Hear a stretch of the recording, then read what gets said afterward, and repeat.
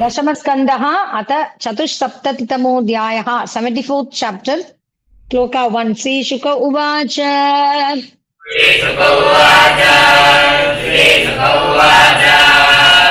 एवं युधिष्ठिरो राजा जरासन्धवधं विभोः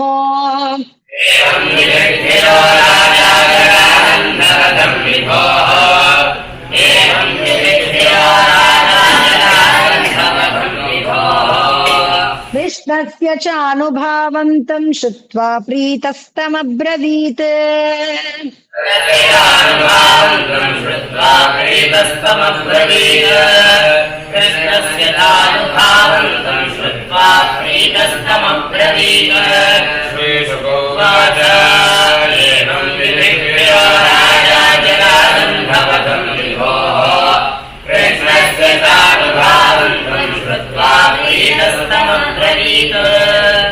युधिष्ठिर उवाच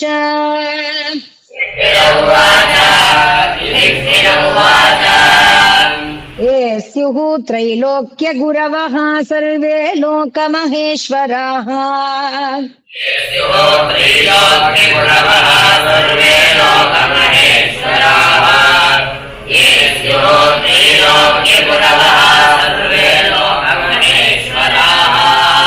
वहन्ति दुर्लभं लब्ध्वा शिरसैवानुशासनम्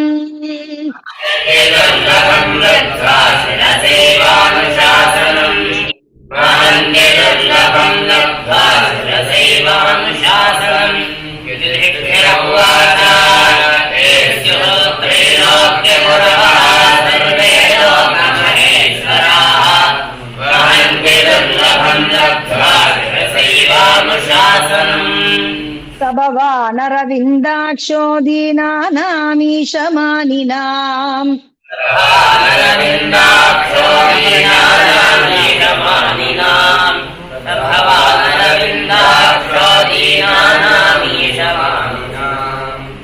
धत्तेऽनुशासनं भूमन् तदत्यन्तविडम्बनम्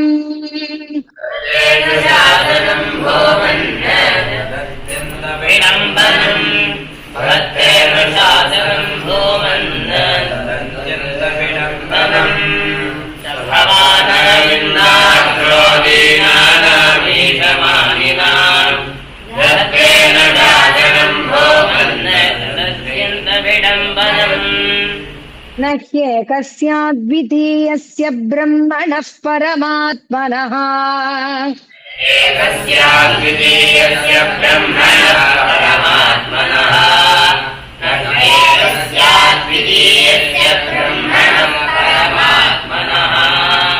कर्मभिर्वर्धते तेजो ह्रसते च यथा रवेः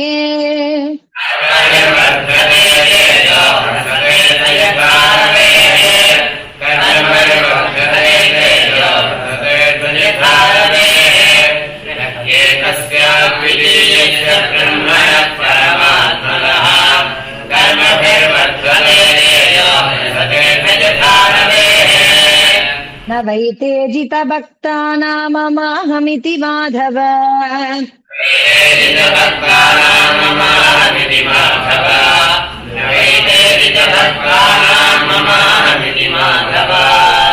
त्वं तवेति च नानाधीः पशूनामिव वैकृता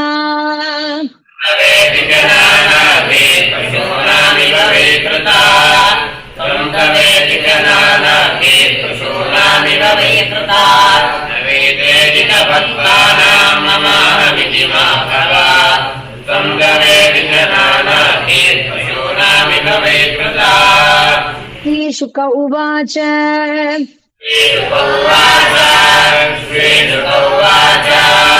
इत्युक्त्वा यज्ञिये काले वव्रे युक्तान् सऋत्विजः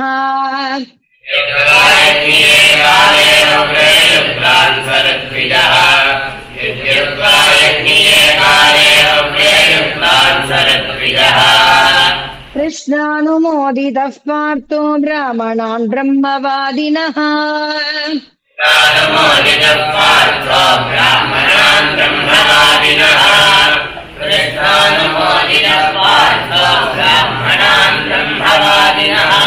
श्रीशुक उवाच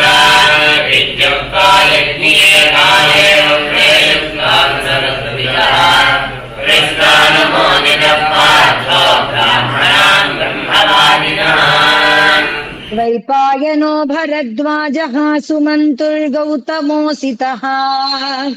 वैवायनो भरद्वाजः सुमन्तुर्गौतमोऽसितः वैवायनो भरद्वाजः सुमन्तुर्गौतमोऽसितः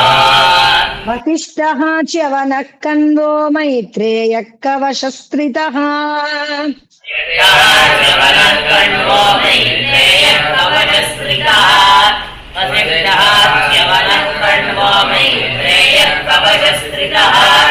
वैवायनो भरद्वाजः सुमन्तुर्गौतमोऽसितः वसिष्ठः च्यवनः कण्वो मैत्रेयः कवशस्त्रितः विश्वामित्रो वामदेवः सुमतिर्जैमिनिः क्रतुः विश्वामित्रो वामदेवः सुमतिर्जैमिनिः क्रतुः विश्वामित्रो वामदेवः सुमतिर्जैमिनिः क्रतुः पैलः पराशरो गर्गो वैशम्पायन एव च पराशरो गर्गो वैशम्पायन एव च पराशरो गर्गो वैशम्पायन एव च विश्वामित्रो वामदेवः सुमतिर्जैमिनिः क्रतुः पराशरो गर्गो वैशम्पायन एव च अथर्वा कश्यपो धौम्यो रामो भार्गव आसुरिः अथर्वा कश्यपो धौम्यो रामो भार्गव आसुरिः अथर्वा कश्यपो धौम्यो रामो भार्गव आसुरिः होत्रो मधुच्छन्दा वीरसेनो कृतव्रणः वीरोऽत्र मधुच्छन्दा वीरसेनो कृतव्रणः वीरोऽत्र मधुच्छन्दा वीरसेनो कृतव्रणः अथर्वा कश्यपो धौम्यो रामो भार्गव आसुरिः वीरोऽत्र मधुच्छन्दा वीरसेनो कृतव्रणः उपहूतास्तथा चान्ये द्रोणभीष्मकृपादयः उपहूतास्तथा चान्ये द्रोणभीष्मकृपादयः उपहूतास्तथा चान्ये द्रोणभीष्मकृपादयः धृतराष्ट्रः सहसुतो विदुरश्च महामतिः राष्ट्रसहसुतो विदुरश्च महामतिः धृतराष्ट्रः सहसुतो विदुरश्च महामतिः उपहूतास्तथा चान्ये द्रोणभीष्मकृपादयः धृतराष्ट्रः सहसुतो विदुरश्च महामतिः ब्राह्मणा क्षत्रिया वैश्याः शूद्रा यज्ञदिदृक्षवः ब्राह्मणा क्षत्रिया वैश्याः शूद्रा यज्ञदिदृक्षवः ब्राह्मणा क्षत्रिया वैश्याः शूद्रा यज्ञदिदृक्षवः तत्रेयुः सर्वराजानो राज्ञा प्रकृतयो नृप सर्वराजानो राज्ञां प्रकृतयो नृप तत्रेयुः सर्वराजानो राज्ञां प्रकृतयो नृप ब्राह्मणाः क्षत्रिया वैश्याः शूद्रा यज्ञदिदृक्षवः तत्रेयुः सर्वराजानो राज्ञां प्रकृतयो नृप तदस्ते देवयजनं ब्राह्मणा स्वर्णलाङ्गलैः देवयजनं ब्राह्मणा स्वर्णलाङ्गलैः ततस्ते देवयजनं ब्राह्मणा स्वर्णलाङ्गलैः दृष्ट्वा तत्र यथाम्नायं दीक्षया चक्रिरे नृपम् दीक्षया चक्रिरे नृपम् दीक्षया चक्रिरे नृपम् ततस्ते देवयजनं ब्राह्मणा स्वर्णलाङ्गलैः दृष्ट्वा तत्र यथाम्नायं दीक्षया चक्रिरे नृपम् हैमाखिलोपकरणा करुणस्य यथा पुरा ैमाखिलोपकरणा वरुणस्य यथा पुरा ैमाखिलोपकरणा वरुणस्य यथा पुरा इन्द्राद राजयो लोकपाला विरिञ्च भव संयुताः राजयो लोकपाला विरिञ्च भव संयुताः इन्द्रादयो लोकपाला विरिञ्च भव संयुताः हैमार्किलोककर्णा वरुणस्य यथा पुरा इन्द्रादयो लोकपाला विरिञ्च भव संयुताः सगणा सिद्धगन्धर्वा विद्याधर महोरगाः सगणा सिद्धगन्धर्वा विद्याधर महोरगाः सगणा सिद्धगन्धर्वा विद्याधर महोरगाः मुनयो यक्षरक्षांसि खगकिन्नरचारणाः यक्षरक्षांसि खगकिन्नरचारणाः मुनयो यक्षरक्षांसि खगकिन्नरचारणाः सगणा सिद्धगन्धर्वा विद्याधर महोरगाः मुनयो यक्षरक्षांसि खगकिन्नरचारणाः राजानश्च समाहूता राजपत्न्यश्च सर्वशः राजानश्च समाहूता राजपत्न्यश्च सर्वशः राजानश्च समाहूता राजपत्न्यश्च सर्वशः राजसूयं समेयुस्म राज्ञः पाण्डुसुतस्य वै राजसूयं समेयुस्म राज्ञः पाण्डुसुतस्य वै राजसूयं समेयुस्म राज्ञः पाण्डुसुतस्य वै राजानश्च समाहूता राजपत्न्यश्च सर्वशः राजसूयं समेयुस्म राज्ञः पाण्डुसुतस्य वै मेनिरे कृष्णभक्तस्य सूपपन्नमविस्मिताः कृष्णभक्तस्य सोपपन्नमविस्मिताः मेलिरे कृष्णभक्तस्य सोपपन्नमविस्मिताः अयाजयन् महाराजं याजका देववर्चसः अयाजयन् महाराजं याजका देववर्चसः अयाजयन् महाराजं याजका देववर्चसः राजसूयेन विधिवत् प्राचेतसमिवामराः राजसूयेन विधिवत् प्राचेतसमिवामराः राजसूयेन विधिवत् प्राचेतसमिवामराः मेलिरे कृष्णभक्तस्य सोपपन्नमविस्मिताः अयाजयन् महाराजं याजका देववर्चसः राजसूयेन विधिवत् प्राचेतसमिवामराः सौतेहन्यवनीपालो याजकान् सदसस्पतीन् हन्यमणिपालो याजकान् सदसस्पतीन् हन्यमणिपालो याजकान् सदसस्पतीन् अपूजयन् महाभागान्यथावत्सु समाहितः अपूजयन् महाभागान् यथावत्सु समाहितः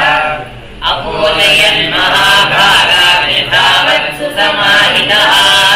सौत्ये हन्यमणिपालो याजकान् सदसस्पतीन् अपूजयन् महाभागान् यथावत्सु समाहितः तदस्याभ्यार्हणार्हं वै विमृशन्तः सभासदः तस्याभ्यार्हणार्हं वै विमृशन्तः सभासदः तस्याभ्यार्हणार्हं वै विमृशन्तः सभासदः नाद्य गच्छन्ननेकान्त्यात् सह देवस्तदा ब्रवीत् नाद्यगच्छन्ननेकान्त्यात् सह देवस्तदा ब्रवीत् नाद्यगच्छन्ननेकान्त्यात् सह देवस्तदा ब्रवीत् तदस्याभ्यार्हणार्हं मे विमृशन्तः सभासदः नाद्यगच्छन्ननेकान्त्यात् सह देवस्तदा ब्रवीत् अर्हति यच्युतश्रैष्ठ्यं भगवान् सत्त्वतां पतिः अर्हति भगवान् सात्वतां पतिः अर्हति यच्युतश्रेष्ठ्यं भगवान् सात्वतां पतिः एष वै देवता सर्वा देशकालधनादयः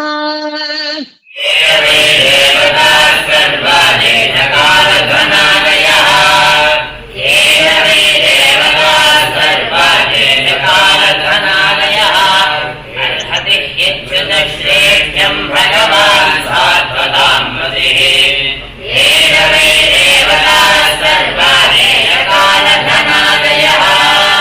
यदात्मकमिदं विश्वं क्रतवश्च यदात्मकाः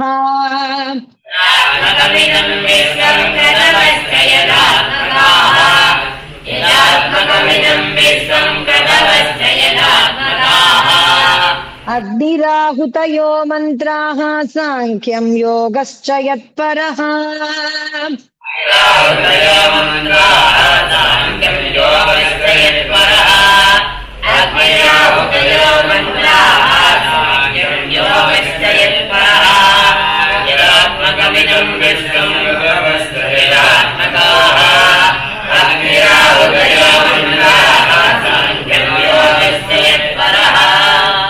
एक एव अद्वितीयोऽसौ एतदात्म्यमिदं जगत्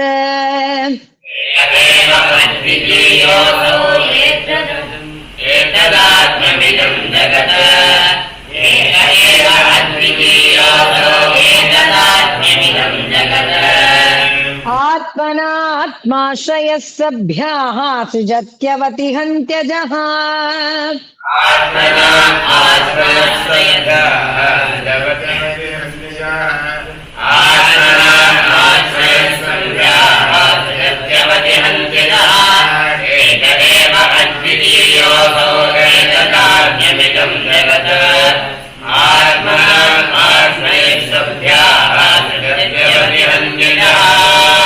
विविधानीह कर्माणि जनयन्यदवेक्षया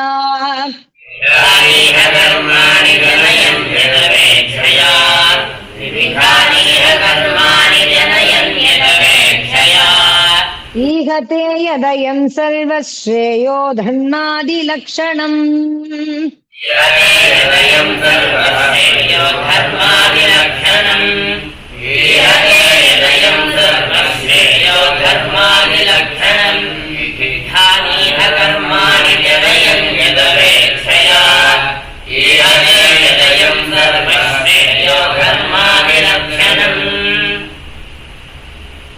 तस्मात् कृष्णाय महते दीयता परमार्हणम्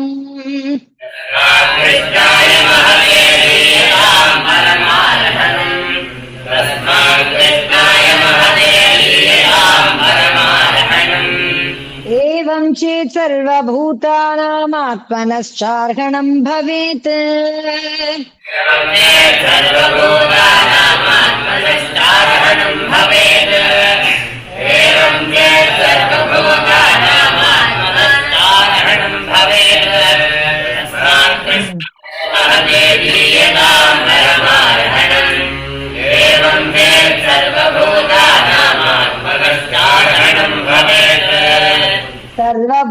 सर्वभूतात्मभूताय कृष्णाय अनन्यदर्शिने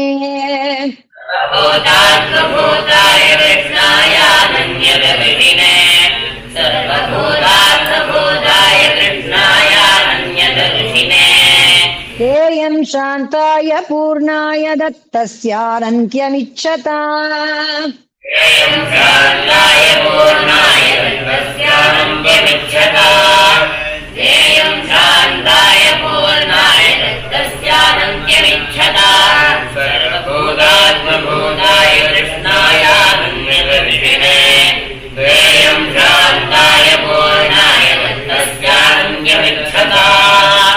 इत्युक्त्वा सह देवो भूतूष्णीं कृष्णानुभाववित्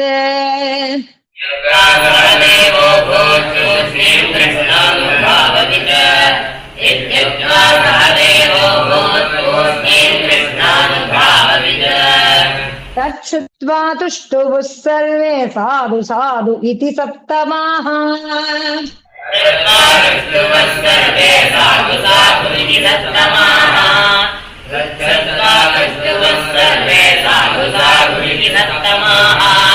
इत्युक्त्वा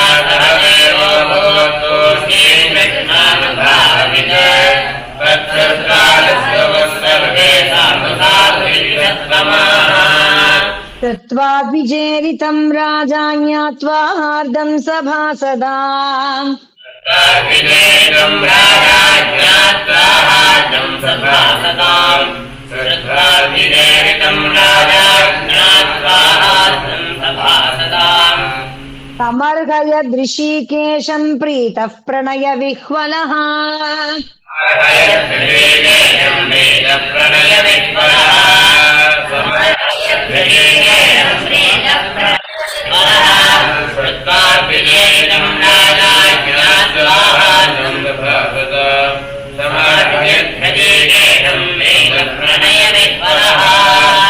तत्पादावनिज्ञापः शिरसा लोकपावनीः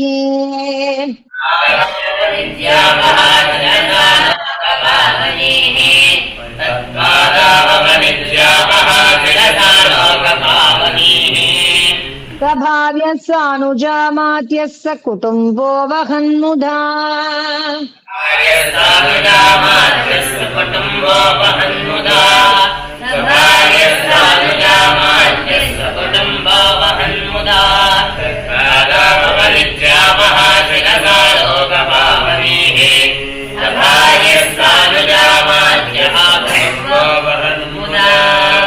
स्वासोभिः पीतकौशेयैर्भूषणैश्च महाधनैः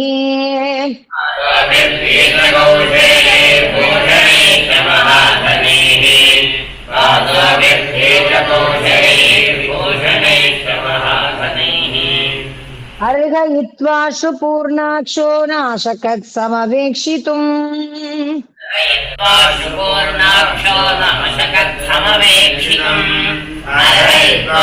पूर्णाक्षो नाशकत् समवेक्षितुम्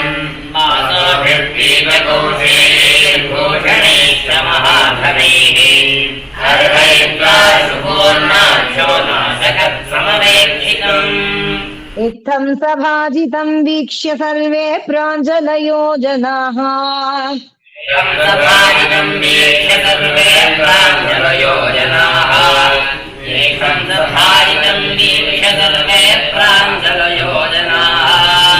नमो जयेति नेमुस्तं निपेतुः पुष्पवृष्टयः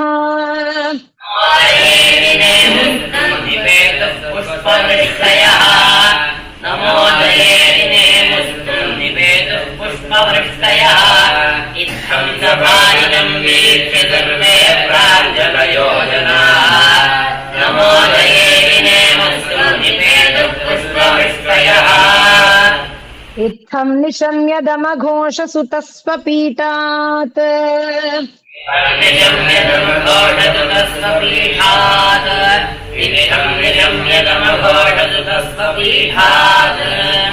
उत्थाय कृष्णगुणवर्णनजातमन्युः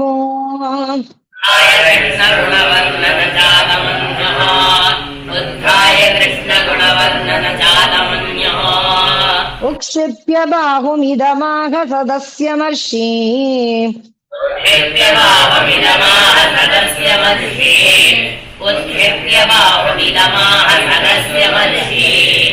संश्रावयन् भगवते परुषान्यभीतः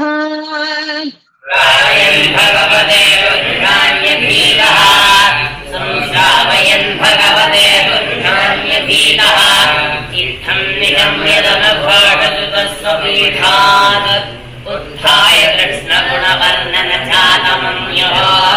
उत्थेत्य बाहुमिदमाह सदस्यमर्षि संश्रावयन् भगवते पुरुषान्यभीतः श्रीहरये नमः श्रीहरये नमः श्रीहरये नमः।